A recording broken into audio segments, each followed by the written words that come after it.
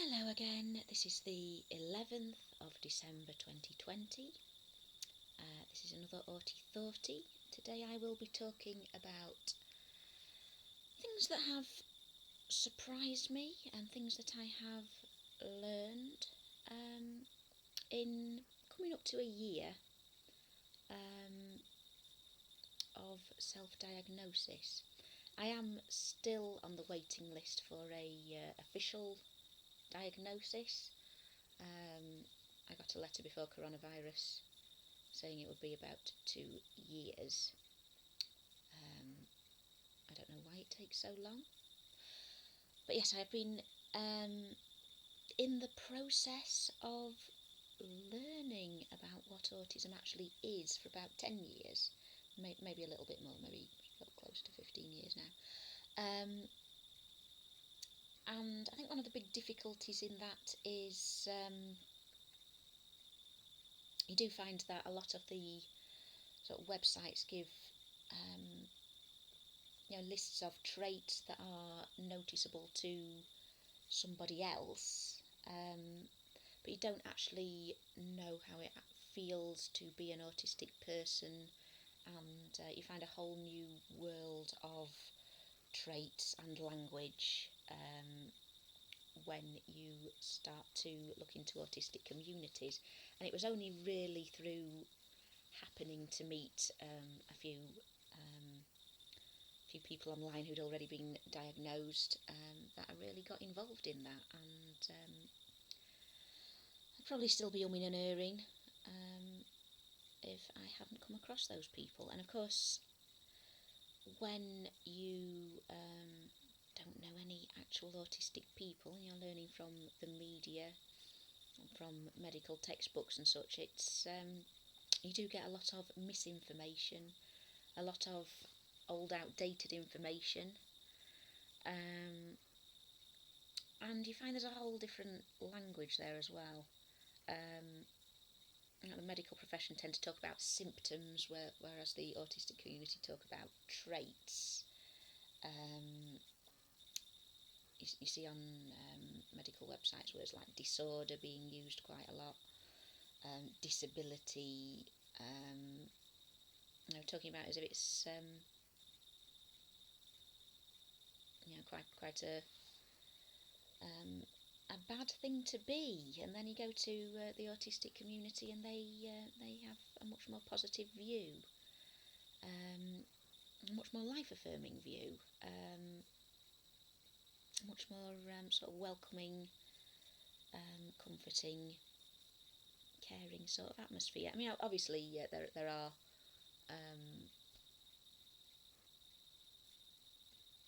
some people in the autistic community who are not so nice. It is not necessarily a guarantee of being lovely.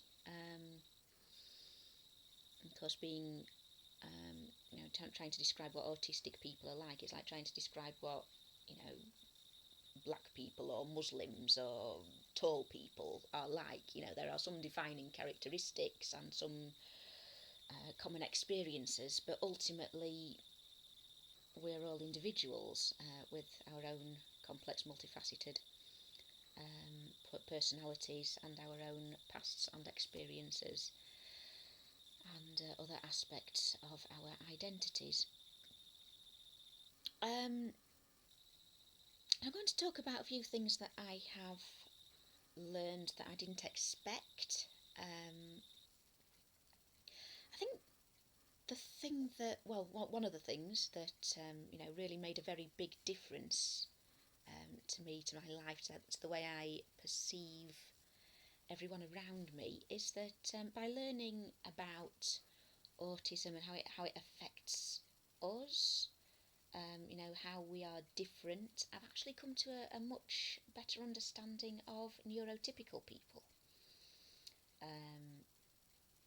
I've also, by extension, learned quite a lot about, other neurodiversities like ADHD and dyslexia, dyspraxia, etc.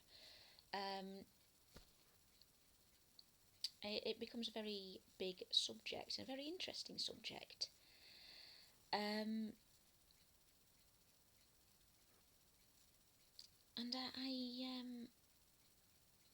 find a lot of the things that I just found very puzzling about the general population are in fact aspects of neurotypicality. Um,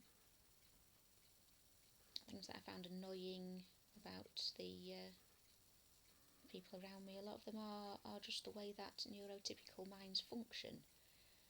Um, the asking for information that I always thought was completely irrelevant and uninteresting. When I tell my mum a story about something that happened at work, and she starts sort of asking me about the people involved. Now, oh, how old is she? Where does she live? Is she married? So I don't know. She's my work colleague who I've hardly talked to. I'm just telling you a sort of funny little joke that she told me earlier. And why do you need all this extra information?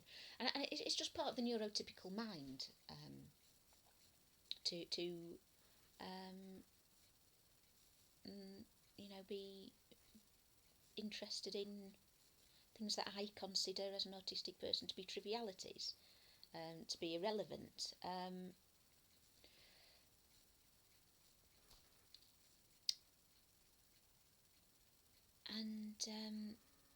I find that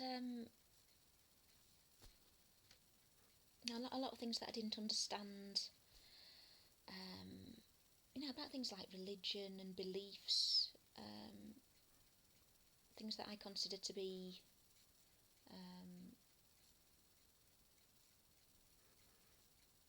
clearly false, to a neurotypical mind would make sense. Superstition and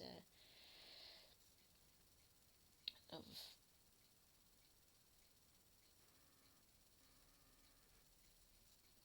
kind of advice that I think are platitudes.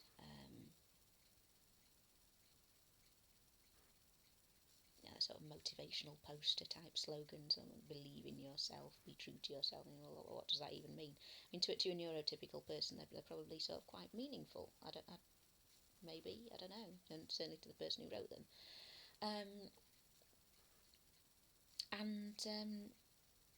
As I say, the medical websites that describe autistic traits, or as they call them, symptoms, they're quite telling in terms of how they view us. There's the same things keep coming up time and time again, like autistic people often appear to be rude and standoffish. And then it starts to make sense, why I've sort of spent my entire life feeling like I'm kind of being excluded.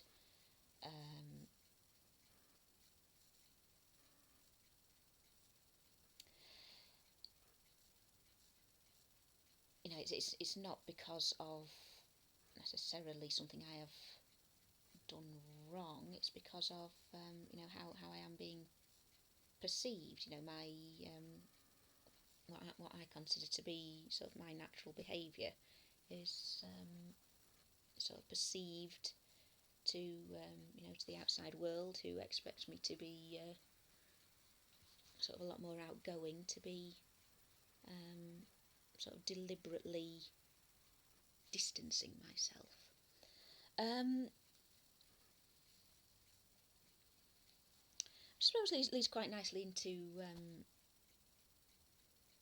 something else that's been quite a big thing, a big change in my kind of self-image over the last year or so, and that's kind of feeling the need to forgive myself a lot. I never really considered myself someone who had low self-esteem. I never thought I was particularly stupid or ugly, or that my friends and family didn't really like me, or I didn't have any talents or anything like that. I never sort of fitted any sort of description of someone who disliked themselves.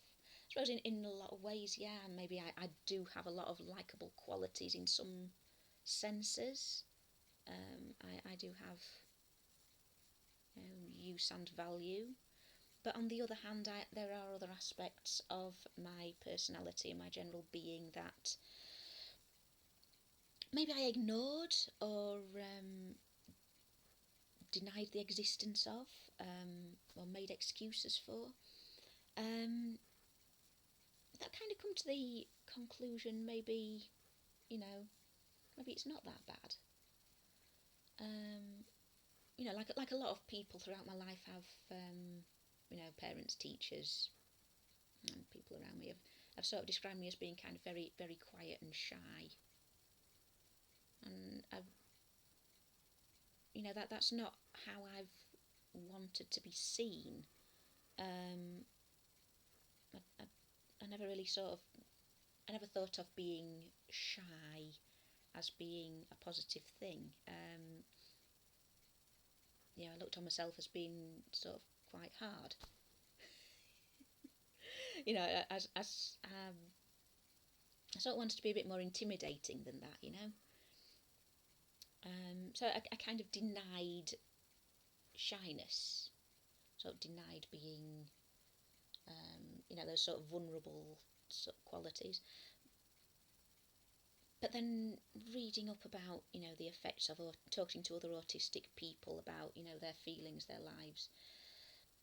Yeah, maybe it's not a bad thing. Maybe I'm kind of old enough and sort of secure in myself enough now to admit that, yeah, I do have some sort of vulnerabilities here and there. I don't just have to kind of pretend that I'm sort of big and strong and never afraid of anything. I think that has been a big difference in my personality. Um,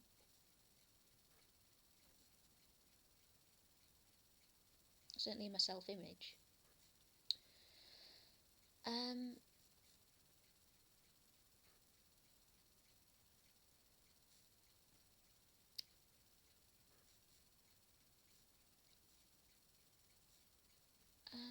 and the idea of sort of covering up sadness and fear with anger. I think I've done that for a very long time.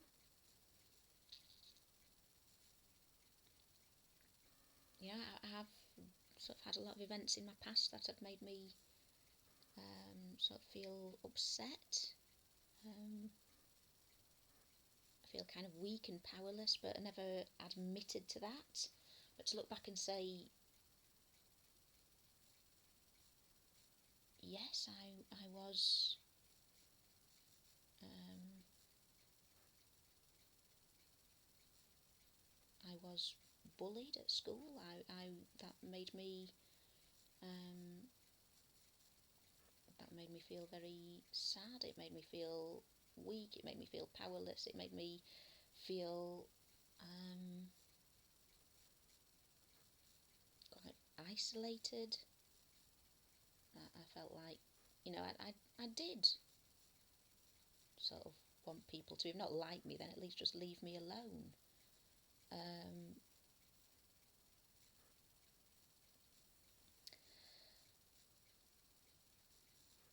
and just being able to accept that I do have these sort of weaknesses, and it's not a bad thing. Um, and if someone does take advantage of that, then they're the one at fault. Um, I think we do live in a society where victim blaming is very is rife. I mean, it's often talked about in the sort of context of sexual assault, but I think so in the context of um, bullying, of anyone being coercive at all. There is always this sort of background noise of, so why didn't you say anything? Why did you just let them do that to you? And I think that is that is a really toxic undercurrent in the society we live in. Um, the people who um, are shy, are a bit timid, don't really stand up for themselves, don't say what they want.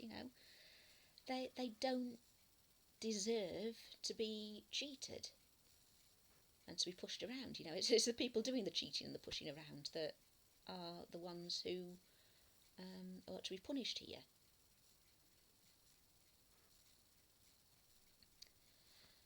Um, I think moving on from that now, I think another big thing that has been a major difference, major positive in sort of how I view myself and others, not just myself, also others, is having learning a different language.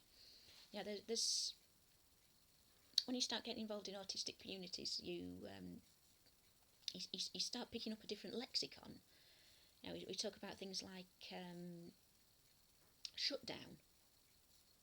All my life I've been having shutdowns, but I didn't have that word to describe what was going on. I'd say, "Oh, I feel tired. Oh, I just can't today. Oh, I just feel like I'm completely clammed up. I need to have a lie down."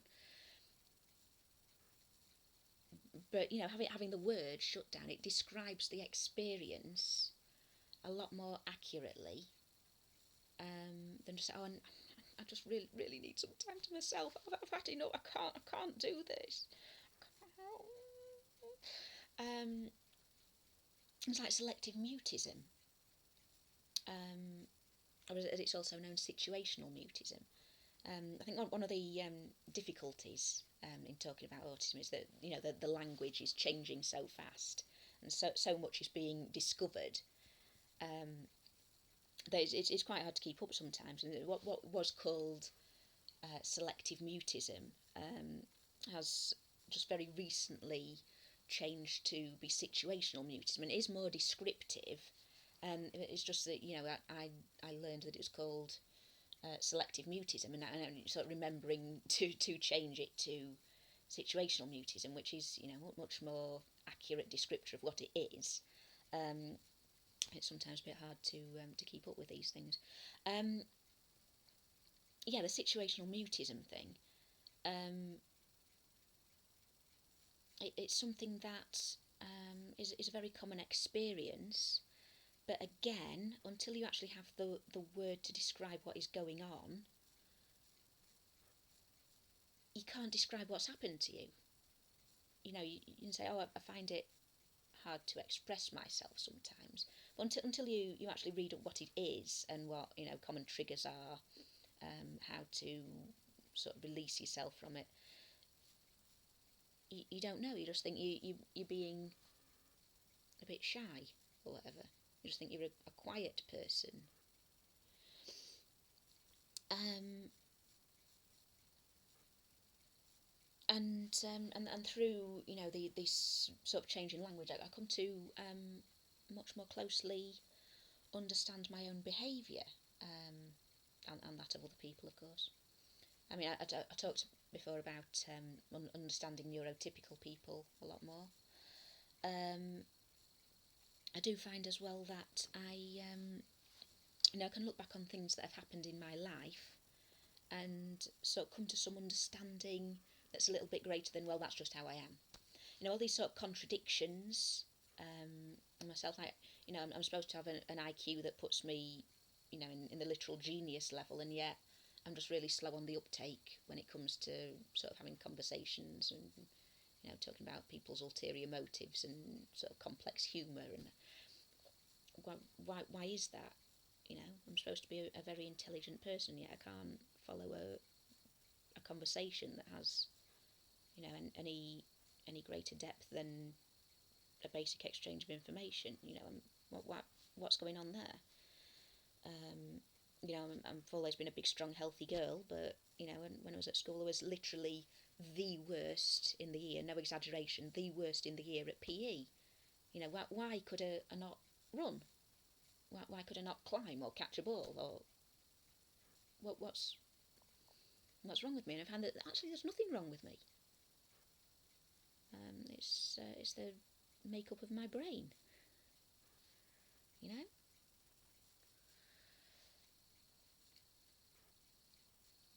How come I was always quite ahead.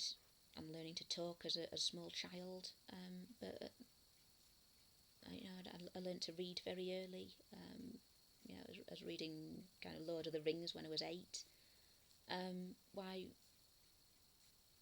Why do I find it so hard to articulate myself in a conversation? And all these things suddenly start making sense when you realise that they are just aspects of the autistic mind. That there isn't a contradiction there. It's that these are sort of different aspects of the way brains work. And how come I can remember lots of things very clearly from being 2 years old, but I regularly walk into a room and don't know what I went in for.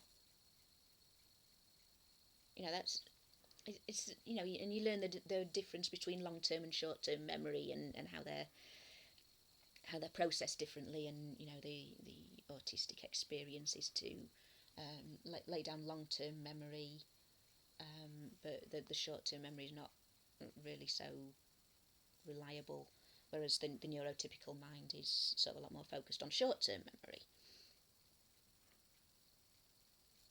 Yeah, I see now. I see. It's not sort of it's just the way I am.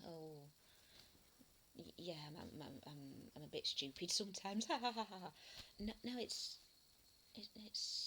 an autistic mind. It's perfectly normal and healthy and natural, and it's the result of having a much larger than normal amygdala. um, um, yeah, and then I sort of look back through on things I've done in the past and find that there are commonalities with other autistic people. On one of my groups, someone posted, "Did anyone go through a tiptoeing phase as a child?" I mean, that's just so weirdly specific, but loads and loads of people saying, "Oh yeah, I did that. Yeah, oh yeah, I used to tiptoe everywhere." And now I've never been someone who walks in high heels or anything, but I did go through a phase of tiptoeing. I just sort of really liked the sort of springy feeling of it and the noise it made on the floor and things.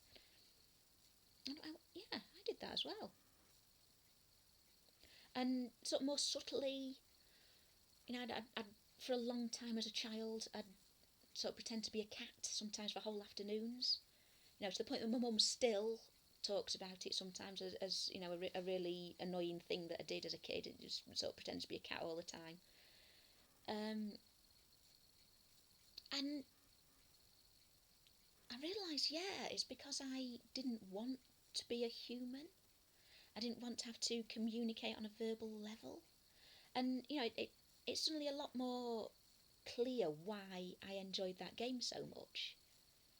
And I sort of, even, as a toddler, I kind of saw other people as being sort of hostile. Um, Something that I didn't necessarily relate to or want to relate to. I'd much rather be a cat, or sometimes a dog or another kind of animal. I remember at school there was quite often a horse. That was a game I sort of excelled at. I was sort of quite in demand as someone's horse. They'd sort of put a skipping rope around my waist, and I'd sort of clip clop along being a horse, and I'd be a horse all day. Well, all playtime anyway. And nobody else had really put up with being a horse for that long. But I sort of really enjoyed being the horse. Because I didn't have to talk to anybody. I didn't sort of have to interact with anybody on a human level. I could just sort of clip clop around the place. I'm a horse, nay. Yeah.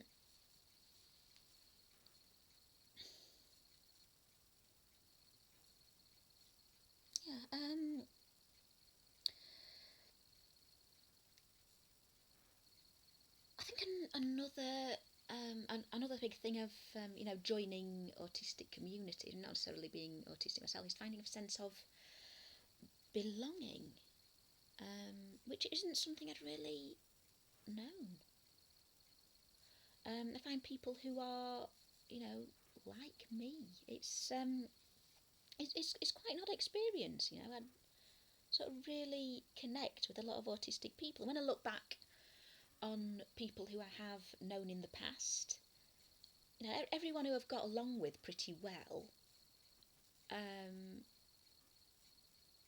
has, you know, if not been actually autistic, then at least, you know, had some traits, could possibly be. You know, I could believe they are if they sort of came back and told me, yeah, I've um, just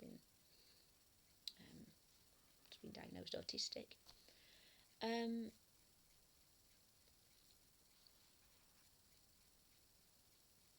I think it is something that I'm actually quite good at. You know, every time I've tried to join a group, I've always sort of been on the outskirts a bit. You know, I mean, not necessarily been bullied or ostracised anyway. I've always just been sort of the odd one out. You know, like when I was very into genealogy a few years ago and joined a family history society, I was the only one there under 60. And everyone just sort of stared at me thinking, who the hell's this? What are you into genealogy for? Why do you want to come and sit with us? Um,